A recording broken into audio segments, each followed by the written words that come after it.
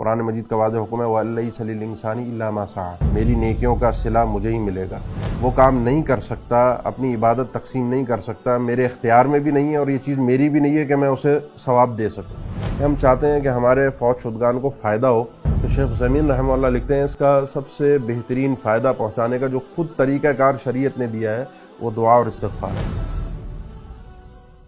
عید کا موقع ہے، قربانی کی عید ہے، تو لوگ اس موقع پر اپنے پیاروں کو یاد رکھتے ہیں۔ وہ پیارے، وہ عزیز و اقارب رشتہ دار جو اس دنیا سے رخصت ہو گئے ہیں ایمان کی حالت میں، میرے والدین، بڑے بزرگ، بہن بھائی، اولاد،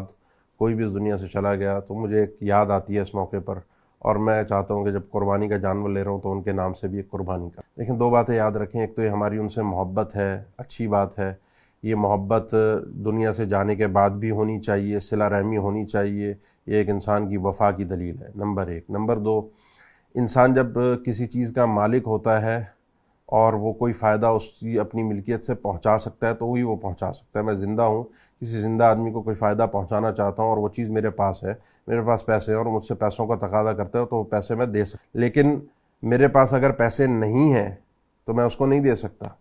یا وہ لینے کے قابل نہیں ہے تو میں نہیں دے سکتا۔ یہ دونوں چیزیں جب انسان فوت ہو جاتا ہے کوئی بھی، تو میں کسی بھی عبادت کے اجر و ثواب کا مالک نہیں ہوں اس اعتبار سے کہ اسے تقسیم کروں، بیچ دوں، اس کا تبادلہ کروں، اسے تحفے میں تقسیم کروں۔ قرآن مجید کا واضح حکم ہے وَلَيْسَ لِلْإِنسَانِ إِلَّا مَا سَعَىٰ، میری نیکیوں کا صلہ مجھے ہی ملے گا۔ وَلَا تَزِرُ وَازِرَةٌ وِزْرَ أُخْرَىٰ، اور کوئی کسی کے گناہوں کا بوجھ بھی نہیں اٹھائے گا کہ میں گناہ کر کے کہوں گے اس کا گناہ کا جو وبال ہے وہ فلاں کافر پہ ڈال دیا جائے یا فلاں انسان پہ ڈال دیا جائے۔ اس طریقے سے میں گناہ کا وبال کسی کو، اس کا وزر کسی کو نہیں دے سکتا، اسی طریقے سے اپنی نیکیوں کا اجر بھی نہیں بانٹ سکتا۔ یہ میری ایک تو ملکیت نہیں، نمبر ایک۔ نمبر دو، جس شخص کو میں دینا چاہتا ہوں وہ موجود نہیں ہے، میرے سامنے نہیں ہے، اس دنیا سے جا چکا ہے، برزخی ایک معاملہ ہے، وہ اللہ کے سپرد ہے۔ یہ ملکیت اللہ کی اجر و ثواب جو اللہ نے مجھے دینا ہے، اور وہ پہنچانا بھی اللہ کا کام ہے، تو میں وہ کام نہیں کر سکتا، اپنی عبادت تقسیم نہیں کر سکتا، میرے اختیار میں بھی نہیں ہے، اور یہ چیز میری بھی نہیں ہے کہ میں اسے ثواب دے سکوں۔ یہ قرآن مجید کا عام قاعدہ ہے۔ اس قانون سے کچھ چیزوں کو استثناء دیا گیا، سوالات کی بنیاد پر۔ اللہ کے نبی صلی اللہ علیہ وسلم سے حج کے متعلق سوال ہوا کہ فوت شدہ والد والدہ کوئی رشتہ دار عزیز و اقارب اس کی طرف سے حج کیا جا سکتا ہے، آپ نے اجازت دے دی۔ روزوں کے متعلق سوال ہوا، آپ نے اجازت دے دی۔ مالی صدقے کے متعلق سوال ہوا، آپ نے اجازت دے دی، فرمایا کہ اس کی طرف سے مالی، بلکہ ایک روایت میں آپ نے پانی کی طرف اشارہ کیا کہ پانی بہترین صدقہ ہے فوت ہونے والی کی طرف سے۔ تو یہ مالی صدقہ، قربانی،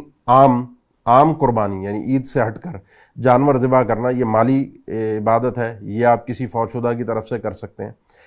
لیکن یہ عید کے موقع پر جو قربانی ہے یہ بالکل ایسے ہی ہے جیسے خاص عبادت ہے، خاص شرائط کے ساتھ ہے۔ یہ مالی عبادت کے ساتھ ساتھ اس کے اندر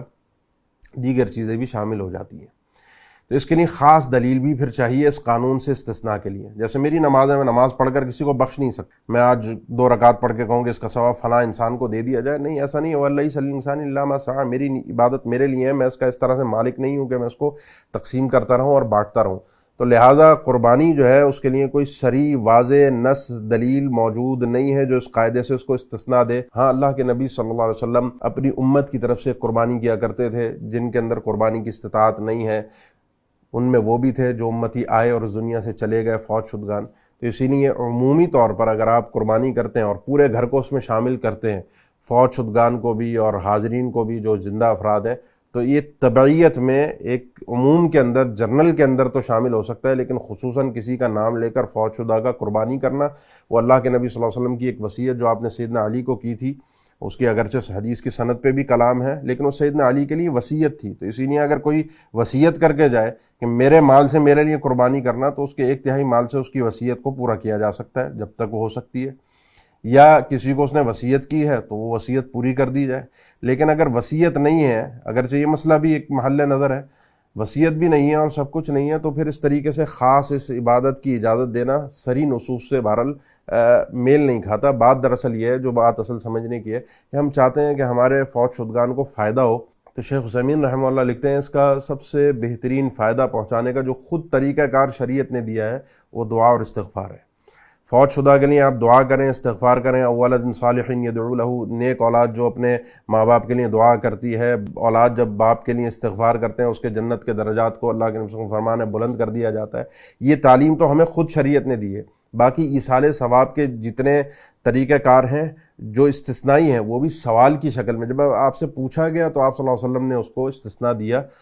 یعنی خود سے تعلیم نہیں تھی، تو زیادہ فائدہ مند چیز جو ہے ہم اس کو اختیار کریں۔ ہمارا مقصد بھی یہی ہے کہ ہمارا ان سے ایک تعلق، رشتہ بھی قائم رہے، ہمیں یاد بھی رہے، ان کو وہاں فائدہ ہو، تو اس فائدے کے لیے جو راستہ شریعت نے دیا اسے اپنایا جائے۔ بہرحال اگر کوئی کرتا ہے وہ اپنے یہ عمومی دلائل کی روشنی میں، جو میں نے 2-3 دلائل آپ کو درمیان میں پیش کیے، تو میں کوئی اس کو غلط، بدعت، غلط، حرام کوئی اس طرح کا فتویٰ نہیں ہے۔ کوئی کرنا چاہے ان دلائل کی روشنی، دلیل کی روشنی میں، تو وہ ایک الگ بات ہے، لیکن فائدہ اور فوت شدہ کے لیے بہترین چیز یا دلیل کی روشنی میں اس کا طریقہ کار آپ کے سامنے ہے۔ سلف صالحین یعنی صحابہ اکرام میں سے کسی سے بھی ایسا منقول نہیں ہے، ان کی محبت نبی کریم صلی اللہ علیہ وسلم سے سب سے زیادہ تھی، لیکن کسی سے بھی ایسا منقول نہیں ہے۔ اہل بیت میں سے بھی حسن تھے، حسین تھے رضی اللہ تعالیٰ عنہما، ابو بکر صدیق، عمر الفاروق، عثمان رضی اللہ عنہ صحابۃ اجمعین کے اللہ کے نبی صلی اللہ علیہ وسلم کے بعد وہ آپ کے لیے قربانی کرتے ہو، یا کوئی کسی اور صحابی کے اس دنیا سے جانے کے بعد خاص نام لے کر ثابت نہیں ہے۔ لہٰذا سلف کے راستے کو انشاءاللہ اختیار کیا جائے، اسی میں عافیت ہے۔ السلام علیکم ورحمۃ اللہ وبرکاتہ۔